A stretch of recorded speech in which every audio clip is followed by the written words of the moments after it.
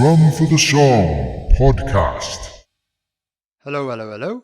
Welcome to episode 12 of Drum for the Song podcast. I am your host, Dane Campbell. Today's guest is a very special guest. He's a drummer. He's a very good drummer. But drumming isn't his main job. He's actually one of the main DJs at Planet Rock Radio in the UK. So if you live in the UK and you like rock music, chances are you would have heard his voice many times before. I've been lucky enough to meet him a few times at festivals, but the reason I thought he'd be a great guest for this podcast is because he's recently announced that he's joined the band Black Spiders.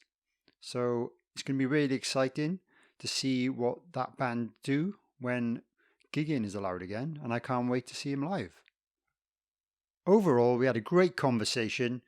We talk about how he ended up joining the band Black Spiders and ended up recording an album without even meeting the band, which is pretty crazy. But that's the crazy world we live in nowadays. We also talk about how he originally got into radio. We talk about his life as a drummer in his teenage years, and he ended up moving to LA for a few months to try and make it out there. So that's a really inspiring story. We also talk about how our lives have changed during this crazy year of 2020 because of the coronavirus. And we also talk about some of the brands we use and why we use them. We specifically talk about Vincent sticks that we both use, which I highly recommend to any drummers out there. And while we're here on this introduction, I'd just like to say that this is going to be my last episode of the year. I'm going to take a very short break, enjoy Christmas and kind of get on with a few other things and allow people to catch up with the podcast if they've only just discovered it and concentrate on kind of promoting it a little bit because I've got quite a few good episodes as well. Hopefully you agree with me. Some episodes that people need to hear really. And I thought people are going to be busy over Christmas.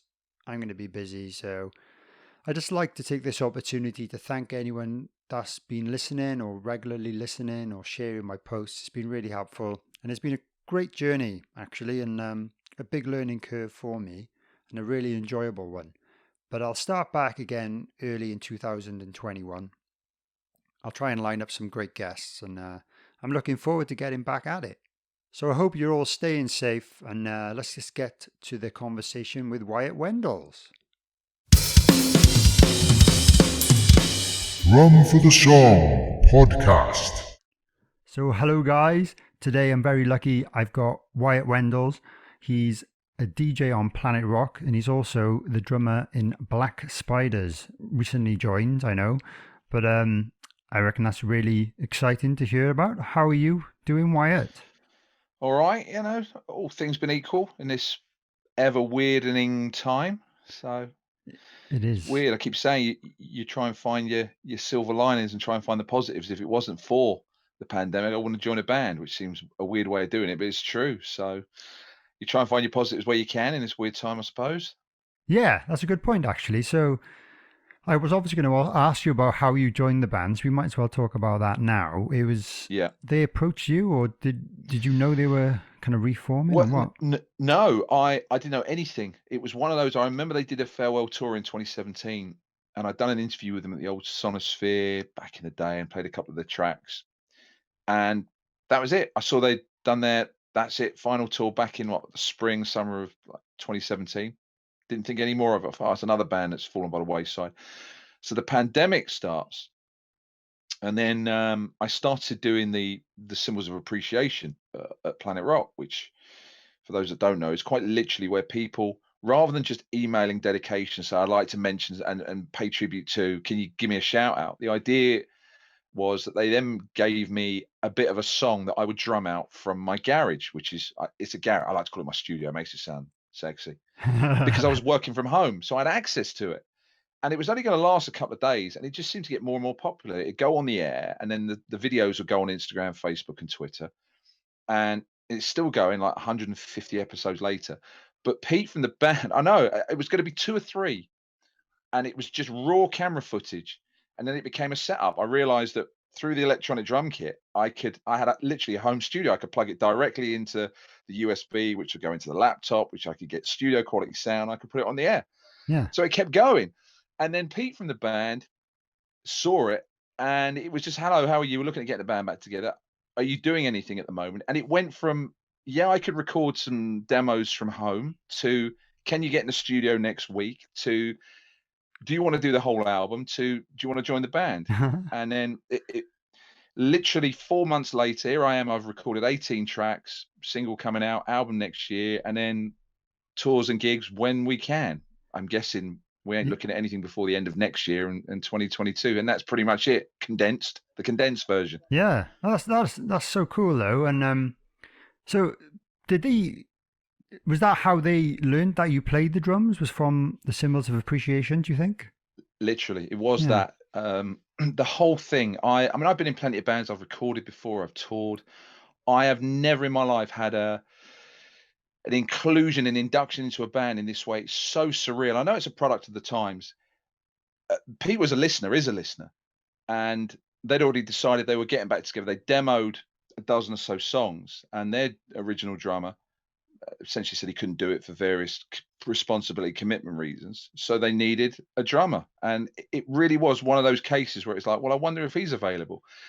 And the weird thing was, I got the demos, so there's a drum machine on them, and it was a case of, can you record these literally in 2 weeks at the studio in Doncaster? Because by coincidence, we're all Yorkshire based. It's a South Yorkshire band. And even though my accent betrays me, I'm obviously not from Yorkshire, but I live there.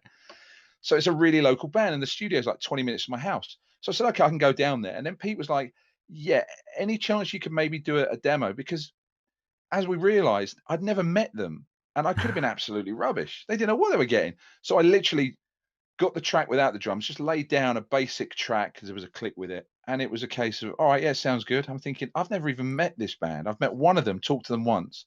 So I get to the studio, and the producer who's done all their stuff, he's worked with Massive Wagons, he's done loads of stuff. And he was like, a bit, not standoffish, but it was like, all right. It was a bit just slightly cool. And it was like, because he'd heard what happened. It was like, so I've got this guy coming into my studio who's never met them, never played, and it was all done on a wing and a prayer and a leap of faith. And the weird thing was, I knew I was all right. I thought, I got this. This is fine. I know these 3 tracks. I'll be absolutely fine. And then after we recorded the first 2 tracks, we had that conversation. It's like, you ever met these? No. You ever rehearsed? No. Ever had a conversation? I've talked to one of them out of 4, and he laughed. And I was thinking about it, this is surreal. This is not the way to join a band. So yeah, the whole album's been recorded without any rehearsals. It's all been, there's like 3 versions. I get a demo, I then take the drums off and I put my version, and then we get to the studio, and then literally while we're there, it's like, okay, maybe we'll change this bit and we'll change that bit. So there's like 3 versions: the demo version, my pre-recorded version, and then the version we record, which is maybe slightly different. I mean, who does it like that in any age, really? Yeah, that's incredible, really. And so I was under the impression that maybe that's how it started, but they were in the studio with you, so they were never in the studio with you. Wow. They would come. They come down at different times. I mean, one of them, the other guitarist, lives on a boat in Spain at the moment. So he moved there a couple of years ago. So he sends all the stems over from Spain, and they're added as we go along or after. So Cool. we've had a couple of Zoom conversations, the 5 of us, and then the other 3 at different times will come into the studio. But it really is. It's almost an idyllic way of doing it. It's almost like a leap of faith everywhere. It's almost like, here's a band, despite the fact we haven't got together in a normal way and rehearsed once. It's almost like you've got a band who are saying, we know what we're doing. We've got faith in everyone's parts. We've got a producer who knows his stuff and who can guide. And it's a really weird zen. It really is. Brilliant. And it just seems to work so far, having not rehearsed or done a gig. Yeah, well, I noticed you're putting out a single in a few days from the time of this recording. So by the time this goes out, it'll already be out. But yeah, I can't wait to hear that. See. Yeah, it's we wanted to do a video for it, which is proving tricky. But we've done a lyric video, which I've seen, which is pretty cool. Because lyric videos, you remember the early days of lyric videos? They were literally, it was like text. It's like, all right, this is a bit naff. But now I've seen some videos which are cooler than official videos, and I've seen this. And let's just say it's a play. a literal take on flies. I mean, if you've got a phobia of flies, you're going to hate this video, but Hmm. it's pretty cool. Oh, And yeah, and we'll see where it takes us from November the 5th onwards. yeah, I think it'll be a good buzz about it. And I noticed you've announced for Hard Rock Hell. Is that correct? Yeah, and I think I should know this. I'm sure we're special guests to you at Heretic Fest in Sheffield. Oh, cool. Literally on your day. Oh, I think nice. that's been announced. I mean, I'm keeping a really open mind. It's hard. I mean, you'll know this I yourself. know. It's I know. hard to get excited because you think, will this happen? I know. And you're like, okay, I know it will, but it's a question of when. And yeah, Hard Rock Hell's been announced, and then there's plans for, I'm hoping, guessing a tour around Hard, like a comeback tour, if you will. Yeah. It would make sense, but who knows? I Who mean, in knows? my mind, I'm thinking 2022 onwards, but great. Anything next year is a bonus, even if it's November, December. Yeah. Well, I've got my fingers crossed that we'll be all right in April because we've got a German tour, but I don't know. But I'm trying to be Yeah, positive about it. Obviously, I know it's it's not hard, looking. but Yeah. you got to try. I've always been a bit of a, a realist, but when it comes to how crappy this year has been, Yeah, and I just try to be positive so next year actually happens, and our festivals and shows actually go ahead, and the same for all the other bands that have announced things that they're hoping will go ahead. But yeah, I guess there'll be more chance at the end of the year, like November, like you said. So fingers crossed, yeah, we'll see you there. That'll be awesome. yeah, Um, let's talk about your drumming history. Then you started from a young age, I believe, and yeah, what I was quite shocked about is that you were touring LA, playing drums in a yeah, band when you were a teenager. That's mad. yeah. That was it was weird and unexpected. When I started, I thought I started quite young, and now you find out people will start at 2, 4, 5. I was 14. It was January 1990, and there was a drum shop in North London near where I worked, and upstairs was the drum shop, and downstairs they had studios where they gave lessons. And I used to, it was a bit of a commute for a kid. I used to have to get 2 buses, about 6 miles for an hour lesson. And that was how I spent the late winter of 1990 learning drums. And then I did the school band, you play the school assembly and that kind of thing. And then one of my mum's friends, because my mum used to be a singer and had been in the industry for years, so I kind of grew up in the industry. It was one of those. She had a friend who had a friend who was in a band. They were going to go to LA and do this like West Coast tour. They had these showcases booked. They were looking to become rock stars, and they needed a drummer. And my mum said, "Well, I got, Wyatt's great." I was 16 at the time. I'd been playing at that point. I'd been playing not even 2 years. It was early 1992 when this happened, so I'd not long turned 16. But it was an adult band. It wasn't like a kid band. They were like mid to late 20s, and I was quite literally a kid. So we rehearsed, and they asked me to join. And of course, I'm thinking it was a bit surreal. I'm thinking, okay, well, what's this all about? Where's this going to go? And what it turned into was a program and a schedule. So we're rehearsing through the spring and early summer of 92. And the plan was we go to LA in June. We get up an apartment, literally, because you can get short lease apartments, get an apartment off on Hollywood Boulevard. I'm thinking, this sounds cool. Where, I don't know, 7 or 8 shows lined up doing, there was a few that aren't there anymore. The Coconut Teaser, I remember, was my first one. The Troubadour, the Whiskey A Go Go. There were a few others. We had radio interviews set up. So basically, it was a kind of like a mini tour of Sunset Strip in West Hollywood. Very cool. And it was, I look back, I can't believe how naive I was, in the sense that, of course, when you get old, if you don't know, you don't know. But I mean, as a drummer, I didn't even know what drumstick holders were then. Of course, Huh. now you can either have the wrap around the tom ones, you can have the crocodile clip-on ones, and you can stick them on your hi-hats. I had no idea, because I would always just stop, pick one up if it was mid-rehearsal. And of course, I get to this first gig at the Coconut Teaser, and there's drumstick, and someone said, "Where's your drumstick holder?" I'm like, "What drumstick holder?" And I remember I got a glass. I'm thinking, okay, I could do one. And I was so naive, I didn't even think of the old, just stick it on the bass drum in front of you, so you can just pick it Yeah. up, Yeah. which a lot of drummers do if you've not got really low sitting toms. I didn't even think of that. So I got a pint glass, literally a pint glass, and I stuck a drumstick in it. And then I realized, well, I'm going to have a problem because the vibration is going to knock it over. So I filled the pint glass of water and stuck one drumstick tipped down into this pint of water. And that was my drumstick holder for my first gig. And That's of all incredible. the memories, that is one of the first memories I have, is my naivety. Oh, and the other one was we were supporting Freak of Nature, which was Mike Tramp's band after White Lion. Ah, cool. And again, my naivety, I took some cymbals, but for some reason, my 16-year-old mind just sort of crashes rides. I don't know why. I didn't think it meant hi-hats. Of course it does, but I didn't think it did. And I didn't take hi-hats.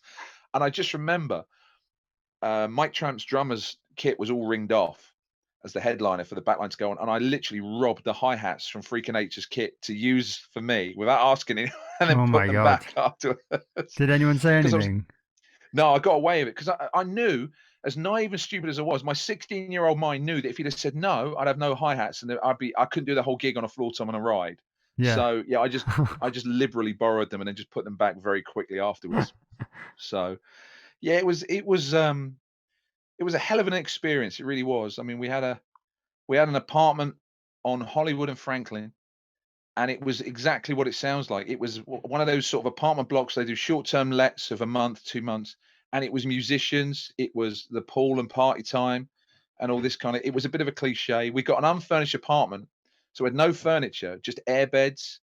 The kitchen had, an oven and stuff. So we're living in an unfurnished apartment, literally with just air beds, and we'd Wow. hang our clothes over because my mum had to come with me as a chaperone because I was only 16. You have to be 21 to get in the Ah. clubs.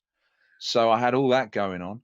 And yeah, we brought shopping trolley home from Ralph's, which is the American equivalent of Tesco's, and we used that for clothes horse. It was about as cliched as you could get, radio interviews and stuff. And I honestly thought I was going to be a rock star. I really did. I thought this is it. I'd left school. I was rehearsing with this band when I was doing my GCSEs, and I didn't even make any plans. I thought I'm leaving school. That's it. I'm going to Hollywood. I won't be coming back, or if I come back, it'll be to pack up my stuff to go there. And I remember we did the Whiskey a Go Go gig, and I remember again then I bought brand new drumsticks for it. I think I was using what was I using at the time? I think it might have been Pro Marks 2Bs. I used to use really thick Oh, ones. They were too big in the end. wow. And I'd save the brand new ones. And I think they were £8 at the time, and that seemed a lot of money in 1992. Yeah. And I used the Whiskey a Go Go's backline. And to this day, I've never seen or experienced a ride cymbal this big, thick, and heavy. It must have been 24, 26 inches. It was so thick. And the first song started on the ride. I hit the ride the second time and it split the 2B clean in two. It was that thick and heavy. I must have caught it on the outer rim or something like that. I'm looking at this stick thinking, that's a brand new pair of sticks gone, and I'm only 16. £8 is like, that's a lot of paper round money.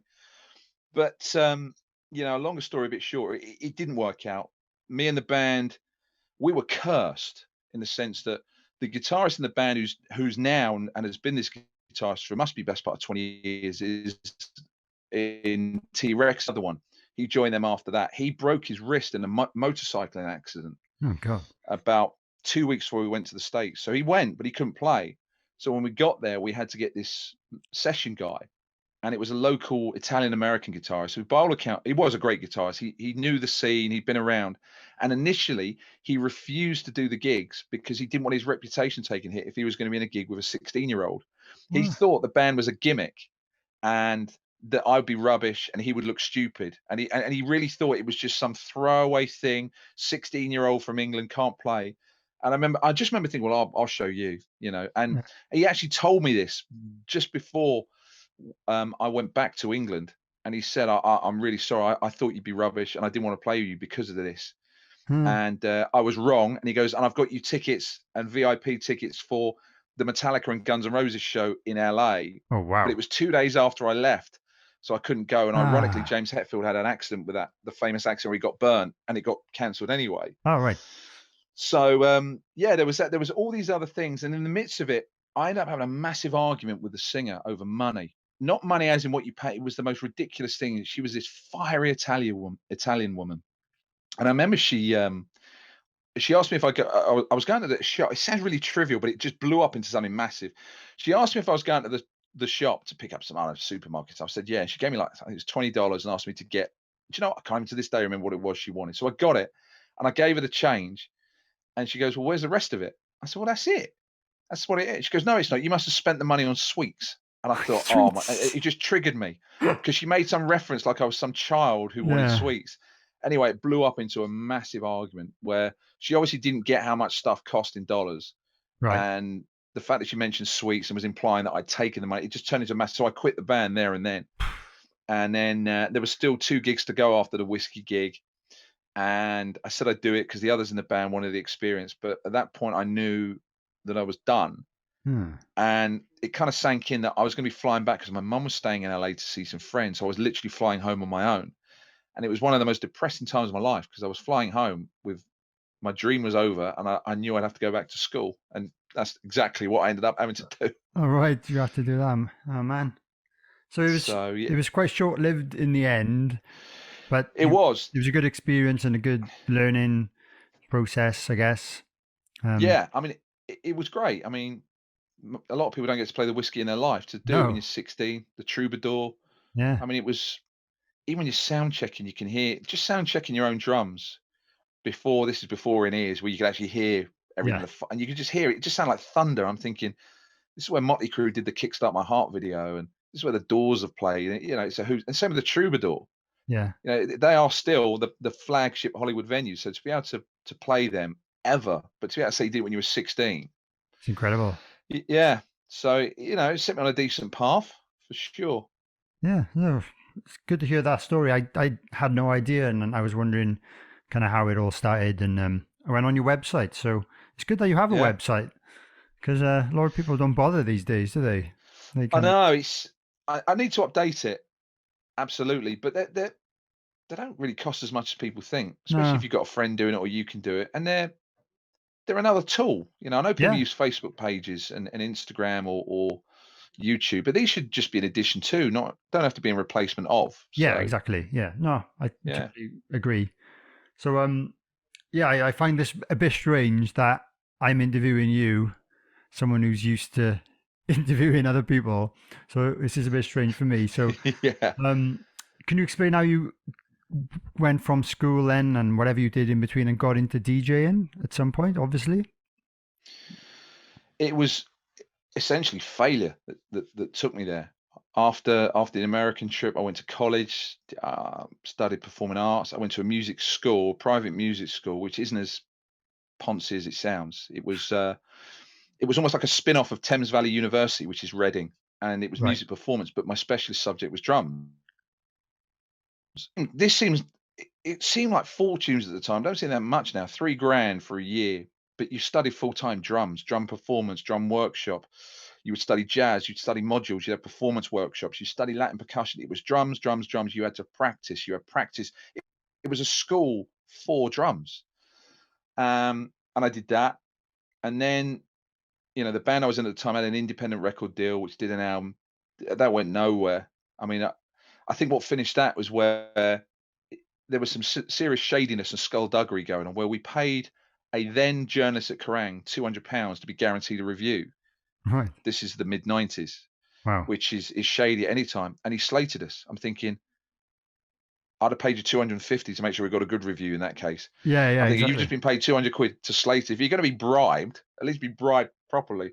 Yeah. And you know the writing was on the wall, and it just didn't work out. And so we get into the sort of mid to late 90s, around 1998, and I literally did not know what I was going to do in my life.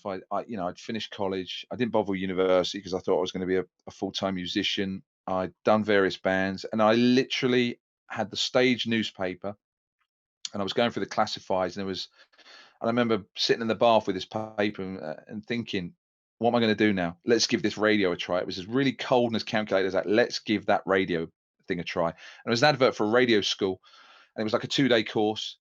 So it wasn't a very full-time school. And part of the deal, the tutor who'd worked at Radio 1 could send it round to various radio stations. You know, here's the new talent that's coming out in the sort of late 90s. And it put you in the shop window. Now, I didn't know anyone in radio. I had no contacts. No one could give me a leg up. There was nothing. At that point, I didn't even know there was a thing called a radio directory, which is quite literally like the yellow pages of radio, who the radio stations are, where they are, who they cater for, who you can contact. None of that never entered my psyche. You got to bear in mind, even though the internet was around, it wasn't as useful as it is now. You Yeah. had Ask Jeeves. Google wasn't what it was. Search engines were nowhere near the monsters they are now. And it was a very slow grind. I mean, I went to that in the spring of 1998, and by the summer I had a real nothing overnight weekend show, which didn't last very long. And it was a long. There was no fast track process. It was a long send tapes out at that time. You wouldn't send MP3s out. It was literally C90s in envelopes, the old way, similar to bands with demos, but it's a demo of my voice, and I'd be sending it to literally every radio station I could. And the rejection letters, not emails, letters that came back, it was painful. Some of them were just templates, some of them were polite, some were brutal, bordering on insulting, telling me how rubbish I was and that kind of thing. And that was that slowly led me to be over 2 years. It'd be 2 years from when I first started. I was just doing every rubbish job in between, mostly agency work, driving, lorry driving, van driving. Yeah. I served my apprenticeship to the bottom of the ladder. I did not enter at the top, that's for sure. That's amazing, though. Well, and then I guess there was a journey from other radio stations to Planet Rock. Yeah, absolutely. I've said, I've been there now over 8 years, and I've said everything before that was like I was a session musician, just doing sessions, and now I've joined the band. Because when I started, there was no Planet Rock, there was no Kerrang radio, there were no, at that point, the only specialist rock radio station would have been Virgin, right? Which Richard Branson started, and they used to do rock. They used to do sanitized version of what Planet Rock does now, which is play album tracks from bands. I remember they played an Aerosmith album track from the Get a Grip album, thinking, whoa. But over time, they become more and more commercialized, and it became George Michael and Texas. And I'm like, okay, this isn't really rock radio at all. Yeah. XFM started in 1999, which is the same year Planet Rock began. But Planet Rock was so small and underground for so long that I'd never heard of it. Kerrang didn't start until 2004. And then you really didn't get internet community radio stations for a few more years. So at that point, I knew the music I liked.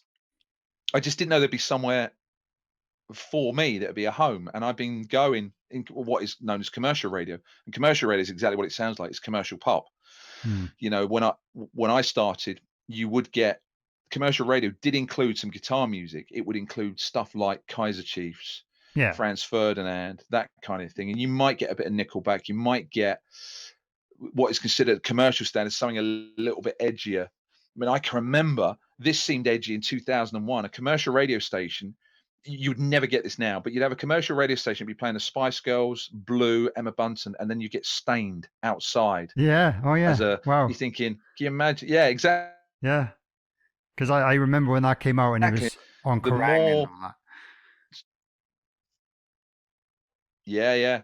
And then over time, the radio station became more sort of diverse, and they sort of split. Commercial radio meant pop and R&B, and there were more sort of guitar options. You'd have Indian guitar, so you'd have your Virgin became Absolute, and then Planet Rock came to prominence, and then you had all the other rock stations which were popping up. They might not be as big or as sort of known, but there were just more and more. And you're talking like sort of 2005 onwards to where we are now. So yeah, I mean, it was 2012 before I got into any kind of rock radio, because I started at Real XS before Planet Rock, and then I was covering there. And that might have led to something, but I'll never know, because I then switched to Planet Rock full time, and then Team Rock came along. There was other ones. So yeah, from 2012 onwards, it's been literally rock non-stop. Brilliant. And that's where you belong, obviously. Well, yeah. I mean, I used to be on Heart looking like this. Really? Can you imagine? Yeah, I spent, not the Heart in London, because Heart had regions. So literally for how long would it have been? A couple of years, because it was a station I worked at for a year or so, and they rebranded to Heart. So you got the red logo, you're growing up, you're waking up and do it, because I was doing a breakfast show then, and it was just George Michael, ABBA, Take That. It was that every day, but I'd look like this. So the irony of it was, when I joined Heart, there were people who thought I was a fraud. They thought I didn't like rock because they knew I'd been at Heart, and they thought, okay, I was actually into that looking like this. And they got it completely the wrong way around. Yeah. I was into rock looking like this, whilst trying to fit in and just stylistically be acceptable for a commercial radio audience. But yeah, so that's what I said. I've done the rounds. I've served my apprenticeship to the bottom and the middle of the ladder. So it's not like I went straight into the top. No, that's for sure. That's a great story, man. So thanks for sharing it. And I was going to ask if you got any tips for someone who's just started podcasting like myself, because obviously you do a lot of interviews with big stars. Any Yeah. any little I tips? I would say just be yourself. I know it sounds really naff and cliche, but one of the hardest things to be when you're interviewing someone is yourself.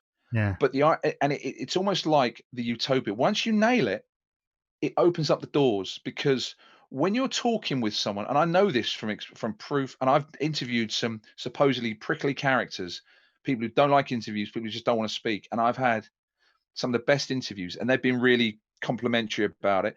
And it's because I'm just talking to them.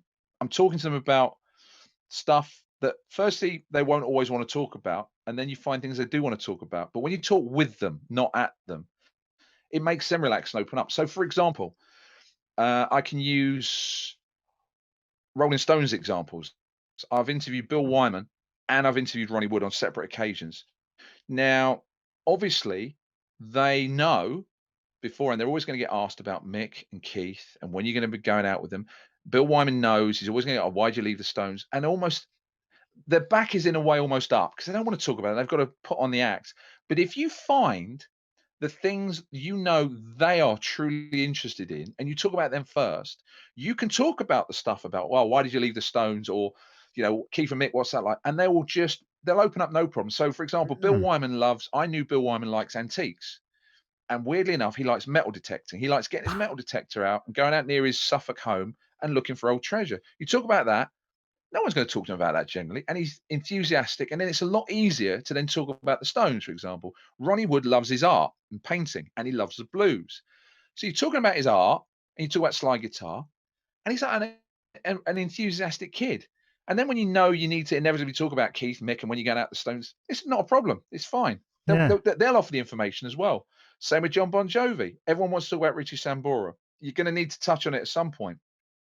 Once he knew that, I had interest in his soup kitchen, which he does with his wife and feeding the homeless. And I could talk to him about albums before Slippery and Wet. So I wasn't just another Living on a Prayer fan. He knew it was someone who knew their stuff and had some genuine interest in him as a person, which means he ain't really got a problem talking about the stuff that he's fed up of talking about with people who are just reading it off a cue card.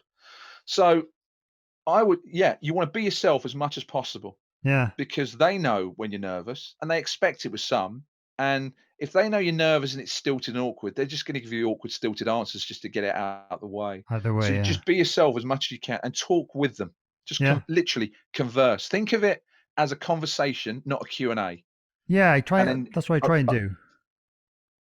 yeah, for example, one of the best ones, Chris Jericho. I mean, your dad's friends with him. He's, one of the best interviews I've ever done, and the shortest. When I've done like a long, what normally takes 40 minutes. He was practically interviewing me because he knew because he's done his own shows, he's presented. The conversation, what normally would have been 45 minutes, was done in 22 minutes. The shortest 1 hour feature I've ever done was with Chris Jericho because he knew it so well. He knew I could talk. He knew how to talk, and he just did pretty much all the talk. He was almost asking himself the questions. So when you get people like that, they work. When you get those kind of great interviewees, they work with you. It's easy. What the worst ones are the ones you know nothing about really. Like, I don't know, a painter who maybe once painted Jimi Hendrix wants to talk about his painting of Jimi Hendrix. You've never heard of him, Yeah, and it's awkward because they don't know you. You don't know anything about them, and then it does become a bit stilted. So yeah, ideally, where possible, just talk to them, conversational. And if it's someone you're not sure of, just go in there with a few bullet points. I don't work with notes. I never have. That's not to show off. okay, Because my theory is if I know enough about them, I can do it from memory. It yeah, can't sound scripted because it's not. I'd rather take the chance of forgetting something and missing something and it be natural and organic than having an awkward, oh, hang on, I need to, what was I going to, and you find yourself looking at notes. There's nothing wrong with it. I know yeah. I've got nearly some everyone notes. uses them. Yeah, of course you have. And Yeah, that's what I'm saying. Most people yeah, have, and that's fine. But for me, it was always, if I can do it without, one of my pet hates in the industry is things sounded scripted and like they're literally being read. Well, they yeah, can't sound scripted and read if there's nothing scripted and nothing to read. yeah. That's a So good point. that's my personal trade-off. And yeah, I have forgotten little things that I wanted to ask. It was like after, I meant to ask that. But the chance site was so good and I've got more than enough that it was a decent trade.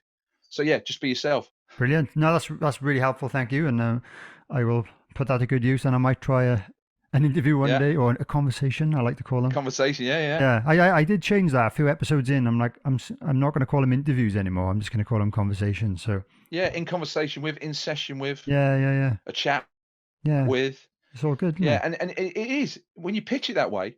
Even when and you can do that even when you're literally on a conveyor belt system where you're literally being ferried into a hotel to have a meeting with, I don't know, Dave Grohl, John Bon Jovi. It's usually the big ones that have got the Langham in London. And even though it's a conveyor belt, and they know it's a conveyor belt, you can still have a conversation, get a good interview. You Yeah, really cool. can. Yeah. So that rule will apply to any setting and any act. Absolutely. Brilliant stuff. Thanks.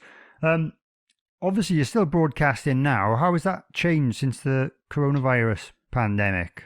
Can you do it from home, or have you still got to travel? Or Yeah, that changed overnight. Everything changed.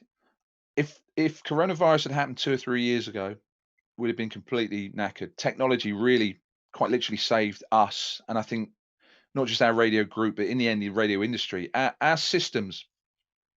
What happened was we could see it coming, and our engineering department decided they wanted to test working from home. The test became the real thing. yeah, It was going to be a test. We'll test it, then we'll go back to normal. And then if we need to do it in the future, we know we're set. We did the test, and a day later, it's like we're done. We're staying there. And I'm not that technically minded, but all I can tell you is we've gone from central London radio studios or central town, whatever. This applies to pretty much everyone. And using your Wi-Fi from your location, you just have a remote laptop which accesses the servers of where hmm the radio studio was.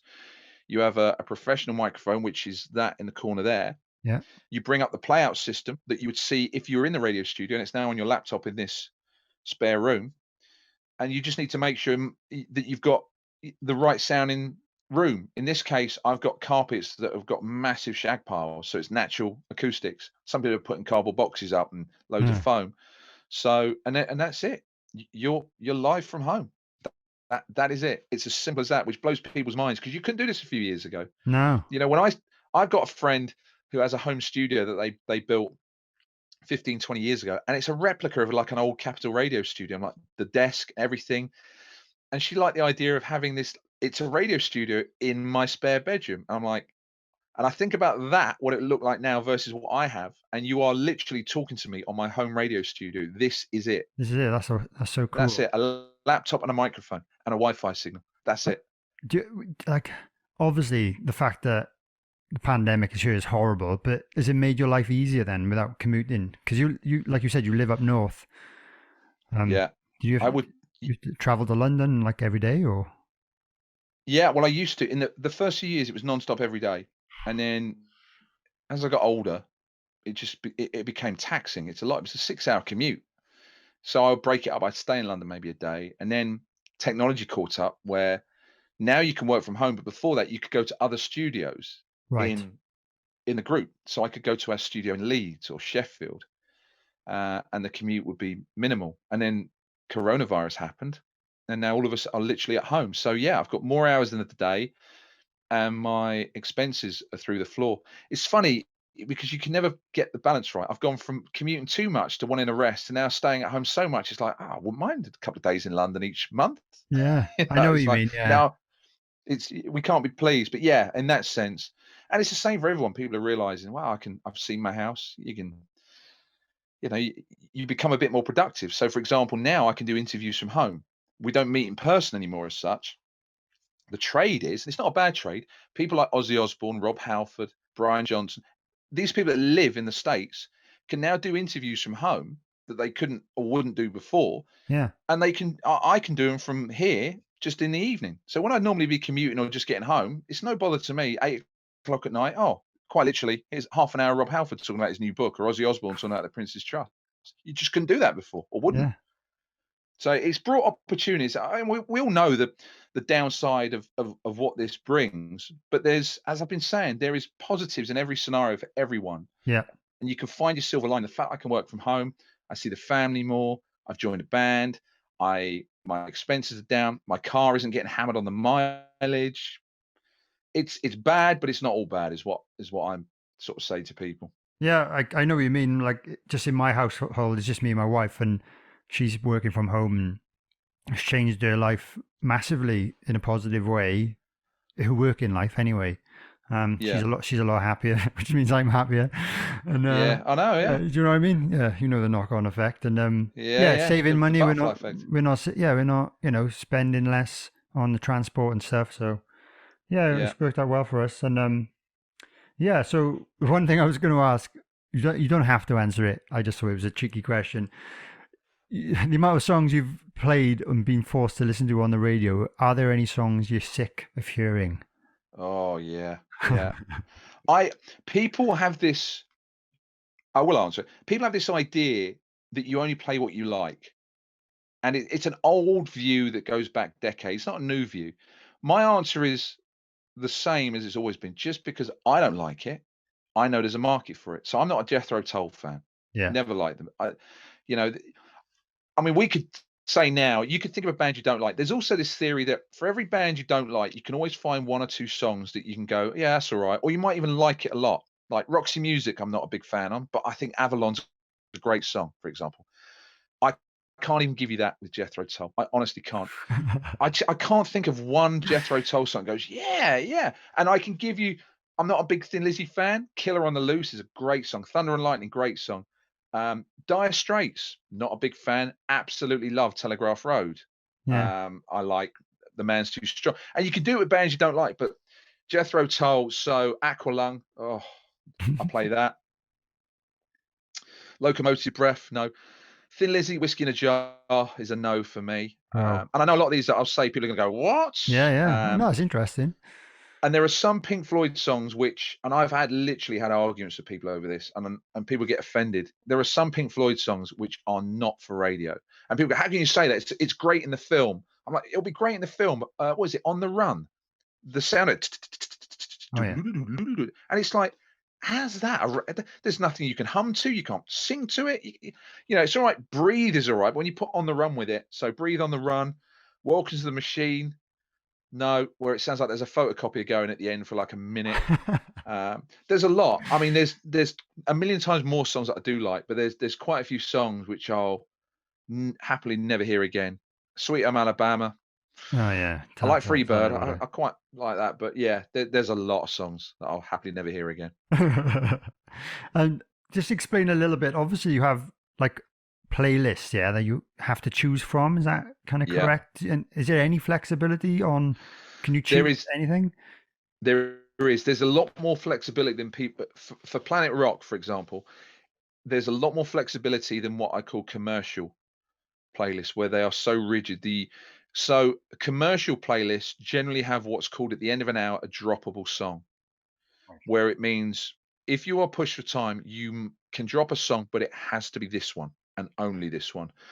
Planet Rock has playlists, as in an A list and a B list, as you and your band have been on many times. So an A list means they're new releases that will be played a couple of times a day, could be two or three times a day. The B list is the new releases that are played once a day, at least. Yeah. And the new rock playlist is my new music show playlist, which means they'll be played every Monday evening. So in using the daytime schedules, the A list and the B list, you get one from each of them lists played in the hour. So you get an A and a B list generally. And then around it is what's called the recurrent rotational songs from this huge, and it is a huge library. And I mean, and people say you play the same songs. What people don't realize, you will never hear Sweet Home Alabama more than once a week. I know that for a fact. So Wow. even though they're classics, you won't hear them every day. You'll hear Leonard Skinner every day, but there'll be different songs at different times. But the way it's scheduled, you are very unlikely to hear a classic more than once a week. And I can also guarantee, like I'm going to use a Led Zeppelin example, you won't hear rock and roll more than once every 72 hours in any daytime show. So, for example, using mine as an example, if I play Kashmir on a Monday, I wouldn't be playing it on a Friday. The next time I would play Kashmir would be at least a week later. And Yeah. it might get played, but it'll be in a different daytime part. And then because the ad lengths change and because rock songs fluctuate so much in length, anything from 2 minutes to 22 minutes, unlike commercial radio where they're all between 3 and 4 minutes, our hours can be long. And we know as presenters, we have that kind of discretion where we can say, okay, Freebird is too long. It's too long. I need to either change it to a shorter Leonard Skinner song, or I need to completely change the song. But the categories are 70s and 60s, 80s, 90s, and New Millennium. So you essentially you open up the filing cabinet, which is all computerized. And if you're changing a song from the 70s, you'll find you'll only change it for a band or a song from the 70s. And in all honesty, we all have to do that at least once, maybe 2 or 3 times an hour, depending on what's going on. So there is a real element of sort of flexibility. It's not a case of a head of music goes, just do what you like when you like, change everything you see fit. But we all know and accept what we need to do, and there's an element of trust. We know our stuff, and it's not. People might joke, well, oh, he loves Motley Crue, so I'm going to play Motley Crue. It doesn't work like that. It really doesn't. It's not okay. Oh, so and so loves Thin Lizzy, or so and so loves Rush. It's going to be them. It's not. It will be, if you can get one in, and you haven't, you never play the same artist more than once in the show. And if I'm not playing Motley Crue and I need a 3.5-minute 80s song and the Wild Side's available, I can put it in, or I might just stick a Motorhead one in, for example. There's that discretion. So there is a format, there is a playlist, but it is subject to change on any hour based on time constraints or anything that's being done on that day. So there is an element of flexibility within the framework of what we do. That's amazing. Thanks for explaining, because I wasn't really sure how it worked. So it's nice to kind of get the detail, because I listen to it a lot. And but it's slightly different with the specialist shows, who it's completely like the New Rock show. I program and produce that. It's all me. Joe Elliott produces his own music, those kind of ones. But they're the specialist shows. But the daytime shows, so you're talking 6 till 6 a.m. to 6 p.m. Monday to Friday. They're the regular daytime shows. Right. So that's where that format that I've just explained applies to, and everything else, the rules are slightly different, but they're specialist shows programmed by specialist people who know the music. And so for the New Rock show, which I do, I'm going to program nothing but the new releases. So where specialist shows are different, that is nearly 100% done on the presenter, their discretion. It's their baby. They build it, they produce it, they present it from start to finish. That's brilliant. I was going to ask, actually, have there been any particular artists or bands that you've discovered that you really love from your New Rock show? Over the years, there's been a lot. The New Rock show's kind of evolved. It used to be, until about 2, maybe 3, time goes so quick, it's probably 3 years ago, it was a new music show. It is it's always been a new music show, but it was new music for everything. So up until about 3 years ago, it included heritage artists.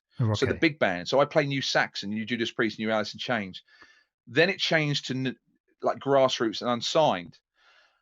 Before it changed, I mean, I was the first to play the Cadillac 3 back in 2013. I remember they had a big press release. They've never played in the UK, never been featured.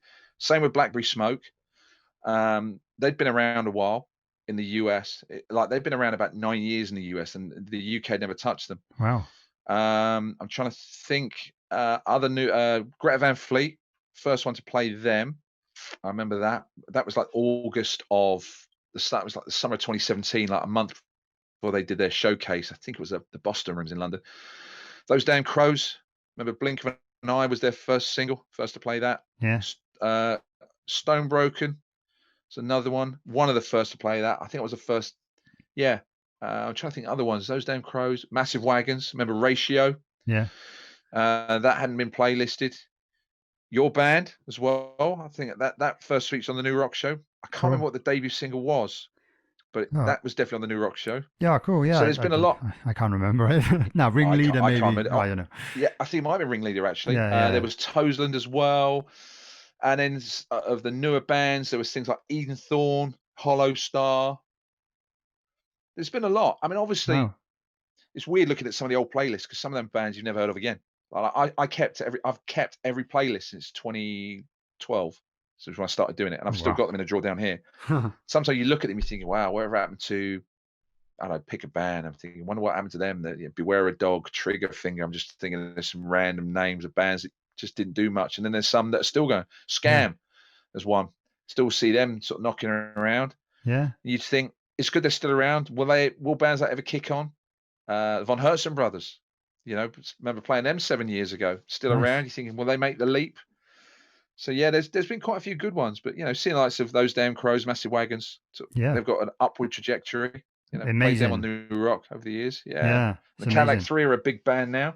Yeah. Blackberry Smoke are big, doing Apollos and stuff. But and Greta Van Fleet, no one had played them. And if we're in the normal world, I still reckon there'll be an arena band soon. I can see them doing a Wembley Arena or headlining the second stage at Download in the next couple of years or something like that. Yeah, I Or being think special guests on the main one. yeah, I think you're right there. But yeah, I think getting like the eventual playlisting certainly helps build a UK audience. I think as soon as we started getting playlisted, we noticed that it wasn't just like Motorhead fans coming to our shows, that they were, it did boost us up massively. So obviously that's how the other bands build their audience. So I think in the UK, especially, Planet Rock is a big thing in our genre, for sure. It's funny because I was talking to your dad, did interview your dad literally this week, and we're talking about that very thing about how, Oh, wow.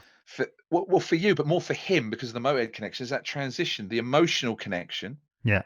from being in Motorhead, and of course the emotional connection of Lemmy passing away. And it's like, well, here I am with a family, and that moment he's got to sort of cross over. It goes from being a Motorhead spin-off band to being a band in its own right. And he was saying about how initially at first, it was tough, especially that first few months. And now it's like, we are who we are. And it's great to be able to play some Motorhead stuff and remember and tip our hat or your hat to what we did, but then to be able to do our own stuff in our own right. And I think it's great. It's established it, because I've seen live a few times, and it was better than I thought. I knew it'd be good, but I'm thinking, why this isn't cabaret. This isn't a covers band just doing another version of Ace of Spades. This has got energy and life, and then there's ringleader and all the other stuff as well. And I think it's great, and you've got the balance right between like an intentional stroke unintentional tribute to who your dad was and what he did versus here's the family band and what we are now. So yeah, you've crossed over well. Thank you. It's good to hear from yourself as well. Well respected. So thank you. And one thing I was going to ask, some of your listeners will know, obviously, but you're also an ultra cyclist, and you've raised a hell of a lot of money for charity. So for my listeners who might not be familiar with you, would you mind telling us what you've done over the years? Well, ultra cyclist is like an ultra runner. I ride a bike for an obscene amount of time. And when I say amount of time, talking minutes, I'm talking not even hours, I'm talking days at a time consecutively. And it began with a London to Paris group ride in 2007 it was Help for Heroes I did back then. And that was done in 3 days. And that's a group arranged ride. They're quite common, like London to Brighton, London to Paris. You get ones that are arranged in a day and some that are done over 2 or 3 days. And this is 2007. I went back and did it in 2008. And I thought, well, what about if I want to do a ride on my terms? What if I don't want to just do 60 miles and then go to a hotel afterwards and hang out with 30, 40 other people? What if I want to just go a bit quicker or a bit longer in my case? I'm not that fast. And that turned into a monster, which is ironic because I don't have a lot of time. So 10-mile time trials, which take 20 minutes, 25 minutes would have been more my thing. But that turned into these monster events where I'd raise money for various charities from 2007 to 2014. It was almost like a gun for hire. I was doing it for various charities, all worthy charities. And then I started honing in on mental health charities. And in 2015, I thought about doing an overnight bike ride from Planet Rock Central London Studios to Rockstop, which is Porthcawl. So you're talking the south coast of Wales. It's about 180 miles. You can go quicker, but you're talking through the villages, going through Wiltshire and all that. And I did that and raised, let me get this right. What did I do? I think I raised, it was £40,000 and the target was 5. Wow. And then the next year I thought, why don't we take this to another level? Why don't we take it on the road for a week and visit venues and landmarks associated with the rock world? So Wembley Arena, because I started in London. It was a lot of venues. I went to Leeds University and went to the Blue Plaque for where the Who did live at Leeds, Nottingham Rock City, various Apollos, the Cavern Club in Liverpool. And that was done. So, I do anything from 8 to 12 or 13 hours a day riding, go to these venues, meet people. I'd have these tracking devices on me so people could see where I was in real time. People could come and ride with me. And the target then was £20,000. And people said, it's too much. You're not going to raise that. No, sorry, the target was £40,000 this time because I'd raised 40 before, and they were like, "You're never going to do that again. It's just not going to happen." And we raised £72,000 for, at that point it was mined, and then there was a gap, and then I decided to run the London Marathon to just change tact, and then I always knew I'd come back. And then last year I decided to do 2 weeks and 2,000 miles using the same format as 2016, where I visit venues, landmarks, like went to Kirriemuir, which is where the Bond Fest is, where Bon Scott's Memorial is. Went We've up done there. that one. There's nothing else there apart from that. Yeah. Went to the Glasgow Apollo. Went to the Black Sabbath Bridge in Birmingham, and various venues all over from the south to the north, and that raised just short of £110,000, and that was for Mind. And amazing. It just became, and the funny thing is, I don't even like cycling. I used to like cycling when I got into it, and then it became a job. So I haven't cycled since, and I know I'll probably do something again one year, and I probably won't cycle until about 3 months before, when I train for it, and then I'll go and do it. And while I'm on the road, it's a mission. It's a task. It's not much fun. It's nice to see these places. The countryside's nice, but -8 in the Highlands of Scotland in November ain't much fun for anyone. No. So yeah, that was the basis of it. And that's the reason I did it. But no, for people who think I cycle all the time and love it, nope, I can't stand it. I don't even ride for fun during the summer. It was a job to do, and I've been doing it on and off for a few years. And when I'm not doing anything, I don't ride. So I might come back in 2023 or 2024 or something, but I'll do nothing before then. Amazing. I was wondering, do you have to keep up the fitness in between, so you don't bother? Do you do anything, any kind of exercise or gym or? I like walking now because there's not much else I can do. But I'm one of these people. There are some people who stay in shape. I get in shape. You get in shape. I'm like one of those boxers that trains for a fight, and I'm teetotal, so it's not like I let myself go and just drink and get fat. I put on weight, sure. Yeah. But I'm not a blob. But staying in shape is too much effort for my liking. Getting in shape, that target, that devotion, if you like, to I've got 2 or 3 months to really hone in. I've got to watch what I eat. I've got to change what I eat to a degree. I've got to cut down on certain things, and I've got to do this kind of level of training 2, 3, 4 times a week. That's what sort of motivates me. I could never in a million years motivate myself to do even half of that on an ongoing basis. It would just depress me. And I know there are gym freaks out there, and they love all that, and good luck to them. It's just not for me. I get in shape. I don't stay in shape. No, I can understand. Over the years I've dabbled in it. Since the coronavirus, the only thing I've really been doing is running, and maybe twice a week, 3 times a week if I can. Well, if it's not raining like it has been all week. And but years and years ago, I used to go to the gym, and I was just like, I just thought it was a chore. Like sometimes I'd like zoning out with some music on, but it just felt like a chore. And then I kind of stopped doing that, thinking I'd rather do stuff from home, from my own house, just to kind of keep my sanity a little bit more. Because I put on weight easily, and it's one thing I feel like I kind of have to do something, otherwise it kind of gets out of control. But I've done quite well. But yeah, I've never done anything long distance. No, never done a half marathon or anything like that. I just don't think I could get to that stage. But what I was going to say, apart from I play drums, we do like 90-minute sets, which I think that's why I have a fairly decent cardio fitness. Do you think any of your drumming helps with the kind of cycling, or vice versa? I think, I think it does, because there is gig fitness, tour fitness. It's a thing. It definitely is, especially for a drummer. And for me, I haven't played live for a couple of years now, but it's high energy, and because I'm using all body parts, and I want to, there's, for me personally, there's nothing worse than watching a drummer who looks like he's sitting at a work desk going through a PDF file. You know what I mean? Mm-hmm. There's certain genres I've never met. Exactly that. And they're like, and the facial expression. And that's why Neil Peart was a tough watch to me. Brilliant drummer. His face, he looked just like, if you just look at Neil Peart from the neck up, he looks like he could be studying PDF files. He just looked emotionless. And that's not taken away from his technical brilliance. Yeah, of course. But then you watch a Tommy Lee or a Chad Smith, Dave Grohl, the energy. And it's not just about how many notes you're playing or what you're playing. I mean, I'm 2-footed, so I'm busy. at any given time, and that kind of stuff, because you're always trying to be coordinated. So there's constant movement and stuff. But yeah, and that takes a level of fitness and equilibrium, because if you're throwing your hair around, I'm at an age now I get dizzy. I'm like, where am I? Yeah. I know what you mean, man.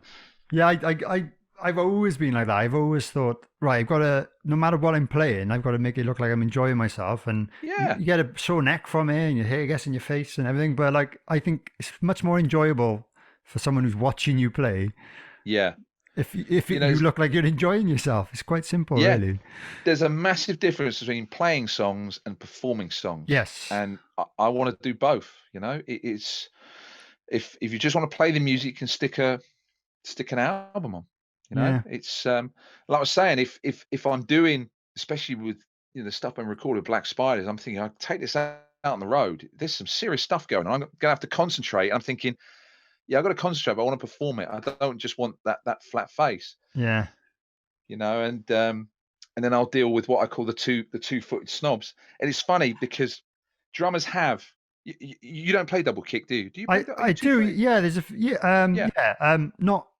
It's like a few songs that require it, and for the odd fill, I guess. You've got double pedals. Yeah. So you're a two-footed drummer. I don't know if you've experienced this, and it needs explaining. Okay. Two-footed snobbery is a real thing with drummers, and it's misguided and often wrong.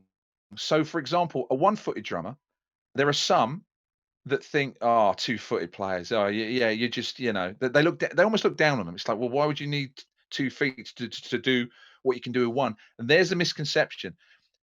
Two-footed snobs that only play a one pedal think that the people who play with 2 pedals are compensating for laziness. So, take the example I've seen, and I know what they mean. I have seen someone do a cover of Aerosmith's "Walk This Way" on 2 feet. That dun dun dun, and they're going, oh yeah, dun dun dun. I know what you mean. Yeah, that is lazy. That's a one-footed thing. Now, the two-footed snobs thinks that all two-footed drummers are basically lazy and can't do John Bonham stuff without using 2 pedals. No, and I'm like, no, that's not true. It might be true in some cases, but for me and for most two-footed players, it's you physically cannot do the stuff that I want to do with 1 foot. And that doesn't mean I'm going to be machine gunning at 250 beats a minute. It just means you can't do 2-footed triplets with 1 foot. You can't. The 2 on 1 foot and then the one and then a snare. It just can't be done at 140 beats a minute. So, but the two-footed snob doesn't want to hear that. They just think, oh, two-footed players are lazy. They can't do it 1 foot because they're not good enough. It's like, no, tell that to Mike Portnoy. You think Mike Portnoy or Mike Mangini can do all these things, these 30-second note fills on 1 foot? It just cannot be done because, and I always make the reference, if you're a footballer, you want to be good with your left and your right foot, and you want them to work together. So there you go. That's why I want to be a two-footed player who's competent. So I've got no time for the two-footed snobs. No, I know what you mean, actually, and I've come across it a few times, but no one's ever really said anything to me. But yeah, they're like you said, there are probably things I cheat. There's a few songs where I will use the left pedal just so I know it'll be tighter, even though I could probably do it with just my right foot. I'd rather be accurate and have all the power and the definition that I need. So I may have recorded it on 1 foot, but for live purposes, to make sure I don't mess it up or just to make sure it is solid, I'll use the second foot. But then a lot of our songs are kind of based around that kind of, Motorhead overkill. You can't do that with 1 foot. No one can do that with 1 foot. So that's why I have 2 pedals. It's impossible. And then And I've also two-footed snob doesn't want to hear that. Nah, I know, but they can bugger off. And sometimes I like having the backup option, even if I'm playing with another band or a covers band or something at home. I'm not doing any of that stuff. If my right beater decides to come loose or fly out, I've got the other pedal as a backup. So I've had to resort to that a few times over the years. So I'll always have the second pedal there, regardless of what gig I'm doing. It's a comfort thing. Yeah. And the other comparison I make, it's like when you have a car, you're on the motorway and you've got that foot plate that you can rest your foot on when you don't need the clutch. There you go. That's what, because I'm left-footed, so that's what my right foot just rests on. Oh, yeah. And you can, there might be an energetic song where you can stick a few in at the end. It's an option. Yeah. It's not replacing anything because I'm lazy or incompetent. It just gives you more options. Just like a two-footed football, it gives you more options. Yeah, exactly. Yeah, glad to hear that you say that. Anyway, so With regards to the drumming, obviously you haven't really played many shows for a few years. Do you do any like warm ups or stretches or anything particular that you kind of have to do that you It's would funny you say recommend? that. I never used to. Now I've realised I have to. My Hmm. hands, like, they get really tight there in that bit, and Yeah, yeah, and yeah, I really. know. So I know I will have to start warming up. And it's only in the last couple of months that, for the first time in nearly 30 years, I've started practicing and taking lessons on two-footed playing and learning new things and trying to, one of the things from lockdown is I've literally taken lessons and things from all over the world, from different players, and some online, some in person. And I think prior to lockdown, I would look at certain drummers and go, "Man, I don't know how they do that. It's just ridiculous. Never going to happen." Now I'm thinking, "No, I'm going to make that happen. Awesome. I'm going to go for it." So now, using the examples, I look at Glenn Sobel of Alice Cooper's, for example, the stuff he does with Alice, the drum solo he does over Barbara O'Reilly in the Hollywood Vampires. I think there's no way that can be done. And now I'm like halfway to doing it. Oh wow. I'm thinking, okay, it can be done. And I'd look at Jay Weinberg of Slipknot, and I used to go, "Nah, man." Now I'm thinking, 300 beats a minute. I'm going to chase it down. Why not? Why not? Well, instead Awesome. of going, "That can't be done," why not make it happen? So I thought, okay, for the first time, 29 years, I'll start having two-footed lessons. But what I realized was, you can't just walk in onto a kit and start drilling out 30-second notes. You have to warm up. And even if them warm ups are just literally with a metronome, just going and do that for 4 or 5 minutes, you warmed up. So yeah, when I finally get back out on the road again, I will start. I'll actually have a practice pad. I'll Yeah. probably have to try and get some practice beaters, because I never used to, but I won't get away with it now. No way. And I'd recommend it. I think maybe 10 years or so, I used to get away with playing shows without really kind of warming up. Stretching, I think, is the very most important thing, Yeah, especially your hands, shoulders, your neck. Especially if you're going to yeah, rock out like me, you can. If you don't stretch those neck muscles, the next morning you're going to be sore, man. But yeah. yeah, that's cool, man. And what gear are you using at the moment for your acoustic setup? The acoustic setup, DW. Nice. Funny enough, I bought. It was a flamboyant purchase at a time I wasn't in a band, and I just had a feeling I might use it, need it one day. I bought a translucent kit that lights up. I don't know if you've seen it. No, I don't think I have. It's a real thing, and I thought it'd be like a Fisher Price Argos kids kit job. No, this is a full-on DW bad boys. You can find it on YouTube, the Yeah. whole thing. So it's a six-piece. So you're talking snare, bass drum, two rack, two floor toms. They're all, so when they're not lit up, they all look like that John Bonham translucent, but they're all rigged, and it comes with a mixer. Hmm. So you can either give it to the sound and lighting guy, or you can do it remotely yourself. And you can have them all change color at any time. You can have them set to a color, or you can have a phase, or you can have a strobe. So 6 different lights, pretty much the colors of the rainbow.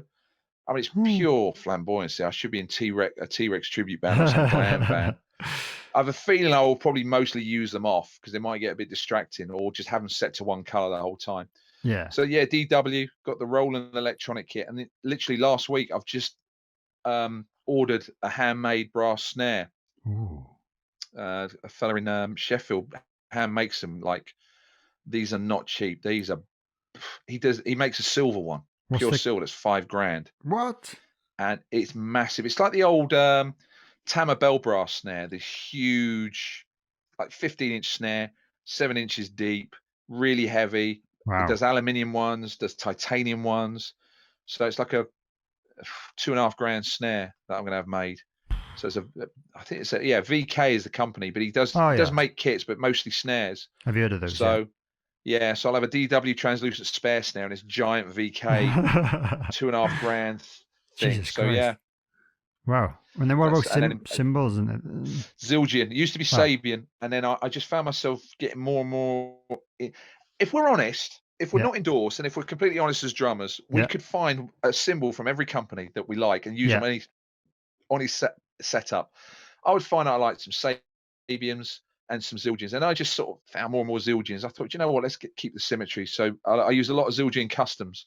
I like their custom crashes, medium ones, the bigger ones, sort of more 18-inch ones, because Yeah. I do a lot of riding on the crash. Yeah, me too. For Yeah. me personally, there is a crash and there is a ride. A crash ride for me is not a thing. They should be separate animals. So I ride a crash. medium crash. I've got some thinner ones as well, sort of 16 inches. I like a splash. I've got a Zildjian China trash because I love that China sound. It's just light and it's got a distinctive sound. I'm struggling a bit, if I'm honest, with the rides because I use a K medium ride, and medium to me, because bearing in mind the story I told about that huge ride in LA at the Whiskey A Go Go, that was a Zildjian, and I think it was a rock one. I don't know what it was, but I thought of that when I got a medium. I thought, yeah, I don't want anything too heavy. A rock might split my sticks. But the K mediums, I think, are medium for jazz because they're really light. You could almost use them as a crash ride for rock. I'm thinking, this is a bit too tip tap tappy. The bells, not all that. Yeah. So I'm struggling. If I'm honest, I'm struggling to find the right sort of ride for me. A medium is not rock enough. But yeah, I use about 4 crash lights. I have 2 crashes over the hi-hat side, splash in the middle, and then a crash over above the ride down there, a China to the left of it, and if there is any more room, maybe a second crash between the China and the ride, and then that's pretty much the setup. The hi-hats. Sounds fun. That's a little bit more than what I use, but I would like to try that kind of setup as well. But I don't think my band would allow me. I always think, yeah. I just think for me and rock in general, I think 2 crashes on your hi-hat side. Yeah. Because you can double up. Yeah. And if you hit them both on the downbeat, jun. Because I tie mine quite tight so they don't swing about. Because if you do doubles on swingy cymbals, there's a good chance when you hit it, it will swing down and you'll hit it when it's down. So all you're doing is essentially tapping it as if it's a ride. You don't mean to. It's just because they're too loose and you don't have enough options. But if you've got 2 next to each other, it just gives you a bit more of an option. And even if I've only got 1, I'll tie it tight so it just moves like that rather than swinging about. Okay. Just so I know if I've got to double it, I'm always going to get the edge of the crash, so the sound isn't compromised. Yeah, that's a good theory. I'm not a crash junkie, and I don't get like having 13 of the things. But the optimum for me is 2 over by the hi-hats. Yeah. Either just to the side of it, or if you've got the room, 1 either side of it, so they're right in front of you. Yeah. And then if you're going around the toms, there's a crash. What will be on my left, it'd be your right because I'm left-handed. Yeah. And near the ride. And then you've got a ride and a China, as well. And if so 3 crashes is the optimum for me. Cool. If I've got room for 4 or 5, great. If not, but 3 is the minimum for me. Awesome. And what sticks are you using? The endorsement deal you arranged for me. I thought so. I'm a Winston user as well. Yeah. So I've got the long 5Bs as the extended XLs. ones. Yeah, 5B XL. That's it. Yeah, I like the XL because they're about an inch longer than traditional 5Bs, and I got the black ones with the signature on as well. But they're good. They last. They do. They really do. I'm glad that because a lot of people, I don't think they believe me when I tell them I use these sticks. They last ages. I did like 16 shows with the same pair once, right? Yeah. I just don't think people believe me. But I think the more people actually try them, especially rock drummers, they do notice the difference. So. They're really good. I mean, well, thank you for that, Indor. I know I've thanked you before, but thank you for that. Yeah, that's okay. I'm a little bit worried about them as a company because I know coronavirus affects them. You probably got the email as well that they've had to get rid of a lot of people. Yeah, so I haven't actually chased that up properly, but the one guy I was dealing with that you were probably dealing with is left. Klaus. Klaus. Yeah, I don't know how to pronounce it. Yeah, because now I've got to go back. Whatever year it is, I need to get some Black Spider's signature ones rather than just my name on them. So. But they're really good. I misordered. I ordered too many. I think I meant to order 50 and ordered 500. So I've got sticks everywhere. Honestly, I could do 4 world tours. I've got a cupboard downstairs, absolutely rammed. I wouldn't bother ordering more then. No, I know. Just toss them all out. Yeah. Have you got the stick grips with you? You need a hairdryer to get them on. I don't have any grips on mine. No, I don't think so. No. I used to get too slippery. Maybe it's just the texture of my hand. They're too slippery. So their stick grips aren't like tape. I'm like, how does this fit on? And I emailed them saying you have to literally hairdryer it on. So you put hot air on it, it just molds itself to the stick. Oh wow! I'm thinking I can't be doing that every show. No, I'll have to do a load of effort before I go out. Yeah, before you go on tour, you're going to be like spending like a whole evening just hairdrying your sticks. Tape on. Yeah, I mean they're good, but it's an effort. Yeah, mind you, it's grip tapes. If you've got OCD, you're trying to get it perfectly on either side.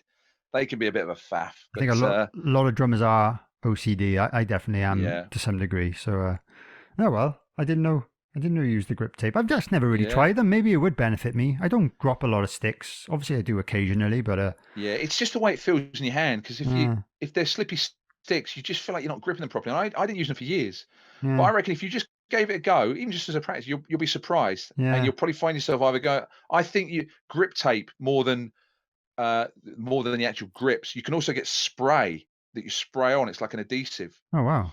I didn't really get on with that, so that's an option as well. Like something grip juice or something like that. They're all funny names, but yeah, that's the thing. So it just feels like it's sticking to your hand. I guess like goalkeeper gloves for footballers, that the stickier they are, the more you feel it, rather than just gloves that are just normal. So it's about the grippiness. So trying to give yourself spider fingers. That's fair enough, man. Cool. So going back to the name of the podcast, I don't know if you know, it's called Drum for the Song. And what I was going to ask, because you're so used to listening to all the biggest kind of rock hits ever on the radio, is there anything you've noticed with the theme with regards to the drumming? Like, do you notice, for example, are all the biggest hits, do you notice that the songs generally don't have crazy drumming all over them? Or do you think it's a balance? I think it's a balance. I think it's got a lot more machine-like in recent times, where I think nearly everyone records to a click, which is fine. So everything sounds a lot more polished. I think for whatever reason, the 70s, mistakes were almost encouraged. Like you can hear Bonham, Mitch Mitchell, Jimi Hendrix, Keith. You can hear them mishitting and hitting rims and stuff. They left that in. I mean, there's Zeppelin stuff where you can hear John Bonham's pedals squeaking. Yeah. You can hear Phil Rudd's hi-hat pedals squeaking on the intro to Hell Ain't a Bad Place to Be. I'm thinking, why would you leave that in? Why would you leave clearly malfunctioning equipment squeaks in? It's one thing leaving a mishit in. Me personally, I don't know how I feel about it. I know some people are like, no, you've got to leave all that in. Take it or leave it. I'm not one of these people that thinks if you use a metronome and it's all polished, you lose some of the ambience and organicness. I think good music's good music. How you come about it's by the by. I mean, the way music sounds now is a million miles from how it sounded even in the 80s with cardboard box drums. I mean, you listen to some ZZ Top stuff, cardboard box drums. Sister Christian, love that song, cardboard box drums. Now, Ozzy Osbourne in the 80s, cardboard box drums. You know, even then, a lot of sounds weren't that organic. And I listen to stuff now, and it's kind of either or. You listen to, this sounds great. This drum sound will sound great live. And you hear some stuff. As an example, I love the Imagine Dragons Radioactive. I've seen them do it live, and I love that song. I know full well it will never sound like that live because there's vocals everywhere, the production, and it doesn't sound. You know, the melody's there, but there's some things. I think some bands get too carried away with the production now. We'll add this, we'll add that, we'll add this, we'll add that. We'll have layered vocals all over the place, and I think they think about it. This will sound great on an album, and then it's like, well, how the hell are we going to do this live? You got a singer who's double tracking himself. It's like, have you got lungs that can hold air for 4 minutes? It's like, so yeah. I think as far as drums are concerned, overall the drum sounds got a lot better in the last 20 years. It's sharper, it's crisper, it drives it a lot more.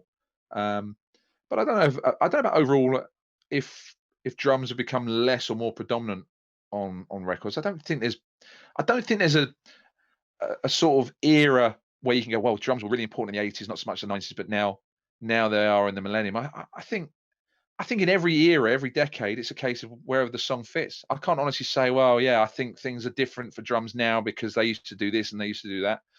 I just think they change and move with the times, like sort of every instrument. I just think production values have changed as well as songwriting values. Yeah, that's a good point, man. Cool. I understand, definitely. So just before we get to the end now, I've got a Patreon page, and if you don't mind, I've got a few of my Groove Master patrons. They've got a few questions that they wanted me to ask you. Yeah, so, go for it. That'd be cool. So the first one is from Rudy Pauly in Germany, and he said, I'd like to know which modern bands have an influence on you and which drummer is underrated or does not get enough credit in your opinion. Right, influence on me. Sorry, was it band or drummers that influenced me? Yeah, well, he said which modern bands have an influence on you, and then which drummer is underrated.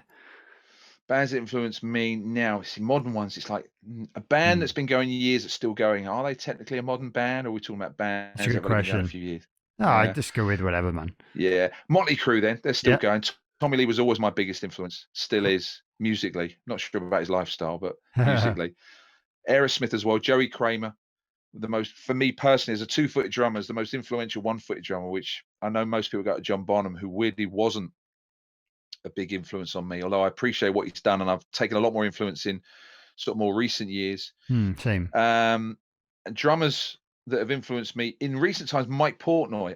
I was never a Dream Theater fan. It was only sort of in recent years when I watched him and I started watching videos and watched how he turned it into maths. Without it being prog Ponzi, he would literally break it down, playing 4 up top, 2 down below, then 2 up top, and I could translate that. And I'm thinking, now I know what these ridiculous fills are because it's maths. All I've got to do is remember how many he's doing, and they add up to, like, for example, 16 in a bar. And now, when I know the number, I was literally writing it down. I think now I can work out that ridiculous fill on there as it Drag Me Under or Pull Me Under on that Dream Theater song. No, I know, yeah. That's it. I know. Yeah, it's got that ridiculous feel, and I know what it is because of the maths formula explained. It's 4, it's 2, and then I'm like, there it is. So yeah, Mike Portnoy, underrated. I think Pat Torpey, Mr. Big. I mean, he died recently. I always thought he was just a pretty boy. He was only in the band because he was good looking, because they had Billy Sheehan and Paul Gilbert. My God, did I get that wrong? That boy was phenomenal. The stuff he could do, up top, down below, 1-footed, 2-footed. Yeah. Really seriously underrated drummer, and I don't know if he is underrated, because I think he is rated. I think Jay Weinberger, Slipknot, it's just for a power metal band, because you could say that power metal is pretty much the same. That boy, I mean, he's early 30s. And the things he can do, the pace and the speed and the definition is frightening. I mean, I know his dad's in Bruce Springsteen's E Street Band, so he's got good genetics, but yeah. I mean, he makes 250 to 300 beats a minute look effortless. And you often find that when people make things look easy, people presume it's easy, so they don't rate you for it. It's like, he's just doing what he can do easily. But what he can do, he probably is rated, but he's probably underrated by me because, I probably take for granted what he can do. It's just ridiculous. No, I know what you mean, especially in that world. And that's the kind of style that I've never really tried to kind of teach myself, like the really fast double kick stuff. And I guess I probably underappreciate a lot of it because I've never really given it a go. I know I can't do it right now, but like you said earlier, it was quite inspiring that you just gradually build yourself up and try it a little bit faster, faster. Yeah, so it's good to know that you spend the hours doing that, and I've been meaning to do that myself, so I'll have to get onto it. So then, the next question, thanks for answering that one. From Gareth Richards in Wales. Who were the first bands that got you into heavy metal? You might have kind of answered that already. And have you ever been starstruck? Yeah, it was. Bon Jovi, Def Leppard, Judas Priest, Alice Cooper were the artists that my brother was always playing, and Motley Crue. So they were the ones that sort of led me into rock and heavy metal. You're talking the early to mid 80s. And I can honestly say I've never been starstruck. The closest I've got to starstruck is, believe it or not, I can be quite shy.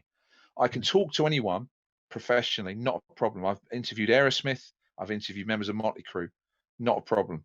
The Stones, AC/DC, John Bon Jovi, not a problem. I remember being backstage at Download a few years ago. It was the year that Motley Crue last played, and I wasn't actually interviewing anyone. And one of the producers, Tommy Lee, standing over there, he's on his own. Why are you just going to say hello? Couldn't do it. You couldn't do it. I just felt you couldn't do it. And Tommy Lee he was there. He looked happy. He looked inviting. He looked like he wanted to talk to someone. And I'm like, go on, just go and have one. We can take a picture. I'm like, no, can't do it. It just feels wrong. I felt like a mark. I was just really self-conscious. I just didn't want to be that another one of those, I wouldn't be playing drums if it wasn't for you. I've named my son after you. I just didn't want to do it. If I met him in an interview, it could come up organically. And it was like, I wasn't so much starstruck. I just got nervous and shy and just couldn't do it or wouldn't do it. It was like, no. And I remember saying there'll be other opportunities. And 6 years later, I'm still waiting for that opportunity. Hopefully you'll but at least get they're back together. Yeah. So hopefully I'll get there eventually. Yeah. Oh, that's cool, man. And I guess it's because you probably have like a personal fandom of that person more than some of the other guys, maybe, like you said. So I know what you mean. I think I can relate to that in that obviously I've been surrounded in this kind of world since I was a young kid. Like, I met Slash when I was a teenager. Well, no, I don't even know if I was a teenager. I might have been younger than that. And, I've met a lot of people, but I used to work in a guitar shop. And I remember the first time James Dean Bradfield from the Manic Street Preachers walked in. Obviously, they're a big band. They're not Guns N' Roses big, but they're a big band. But it's just because I was such a big fan of the band when I was younger. And he walked in. I was like, oh my God, it's JC. I kind of felt like I couldn't talk to him, or I didn't want to approach him. And part of the job is, approaching the customers, asking if they need help. And I was like, I'm not doing it. I can't do it. But it may be similar to that for me. But I know what you mean, man. That's cool. And so this is how I kind of end everything, really. If you could start your own band with yourself on drums, you could get anyone, dead or alive, from any band ever in history to play the other instruments, who would you choose? So I'm on drums. You've got to be on drums. Yeah. Freddie Mercury. Oh yeah. Got to be Freddie Mercury. He comes up a lot. I mean, what can you say that's not already been said? I know you can make a case for so many other people. It's Freddie Mercury. Yeah. I mean, I appreciate him when I was a kid. He's one of those, I wish he was still around. Yeah. I have a feeling, like Paul Rodgers, he still have the voice as well. I think he would be one of those. Guitar wise, I think I'd probably go with Eddie Van Halen. I think, just because not only was he so good, he had an aura. And I'm not just saying it just because he recently died. He had such an aura as well, and it was what I'd call a harmless aura. He was one of those that made it look easy. To him, it probably was easy, and because of that, he looked like he was having fun and enjoying it. And he didn't look up himself. He just looked like, this is what I do. Good luck, sort of thing. You want to do it? Good luck. But as he got older, and he probably was when he was encouraging. He would encourage people to, why not be like me? You can do it. Bass, I think I'd go with Billy Sheehan. I just love the way he plays the guitar as bass, like a guitar almost. It's almost like rhythm guitar. He plays lead on it in some cases. Yeah. And if you had to have a keyboard player, I'd probably go with John Lord, just for those classic John Lordian lines. Yeah, I know. So Freddie Mercury, Eddie Van Halen, John Lord, and me. That's amazing, man. Going back to Eddie Van Halen, did you ever get to interview him, or did you meet him at all? No. I've never met or interviewed any members of Van Halen, past or present. Is that right? Wow. No, I haven't. No, I think Michael Anthony. No, never. No, I haven't. No. Never. Not even close. They were an enigma where the UK were concerned. They just never came here, so there was never any reason to interview them. They never came up. I didn't miss them because there was never an opportunity to interview them. Well, I didn't realise that, really. And going back to when I was a kid, they played a gig in Cardiff Arms Park in Cardiff, obviously, supporting Bon Jovi once in like the 90s, and I was there, and I was really young, but so I'm lucky really to have at least experienced it. I can't really remember Dale, but at least I can say I was there, because I don't think they ever, that might have been the last time they came. I don't know. Well, I had tickets to see them when they did the tour with Gary cancelled and never rescheduled. So I had tickets for them in 1998, but never made it because they cancelled. Nightmare. That's as close. Oh no, I saw them as an 8-year-old at Donington in '84. Oh wow! But I was so young, I don't remember it. My mum took me, and I didn't know it then. But that was and still is David Lee Roth's last ever appearance with Van Halen in Europe. Wow! Oh, there you go. Special guest to AC/DC, and it was also Motley Crue's first appearance, but we got there too late for them. But I don't remember anything about them, but I was there. You were there, yeah. Similar to me, really. I can remember the occasion. I can't remember the music or anything about it. But awesome, man. Well, thanks, Wyatt, for taking the time on this lovely afternoon to speak to me. And if anyone wants to kind of follow you online, where are the best places? Where are you most active? I'm a Twitterette, so at Wyatt VW on Twitter, and then Wyatt Wendels on Facebook and Instagram as well. Look, if you can spell my name right, you can find me. It's a unique name. I can't hide. So but Wyatt VW is the most common one for Twitter. Yeah, I follow you on there. You're quite vocal, let's say.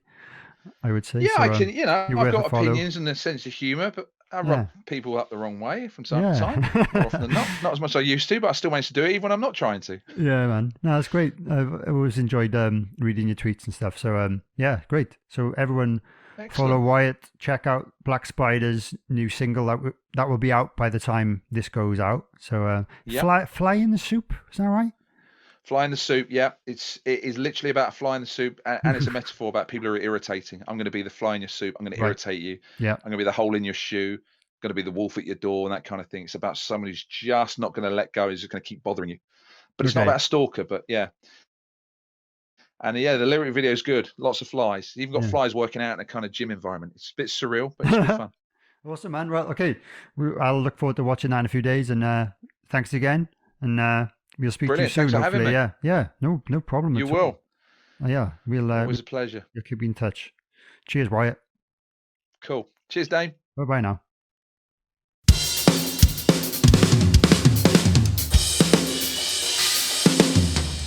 Drum for the Song podcast. Well, I hope you enjoyed that one, guys. It was a real pleasure to have Wyatt on the show. And it was nice to get a different perspective from someone who's an actual presenter and does it for a living. Yeah, he had some good tips for me, and that was really cool. And I can't wait to see what he does with Black Spiders. So, like I mentioned in the introduction, this is going to be my last episode of the year. I'm going to take a little bit of a very short break and kind of plan some episodes for next year.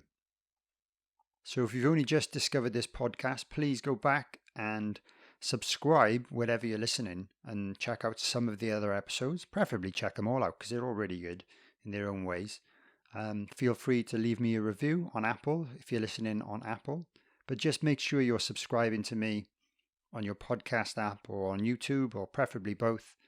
Leave a comment where you can, or a review. It really helps with the search listings. So that's what I want to do, is allow the podcast to, well, just be seen by more people and discovered by new people, really.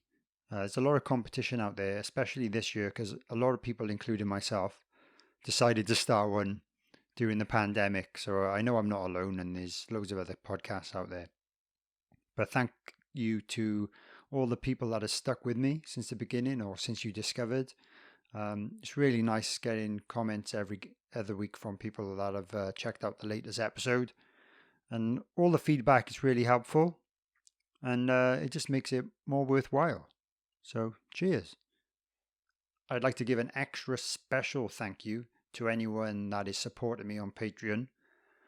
This really helped me kind of fund the equipment for the podcast, actually. So thanks to you guys. It's really nice to chat to you on the messaging service and when we do our Zoom Q&As. Actually, we did the last one on Skype, so whatever one I'm using at the time. It's been really cool to actually get to virtually meet many of you. So thank you.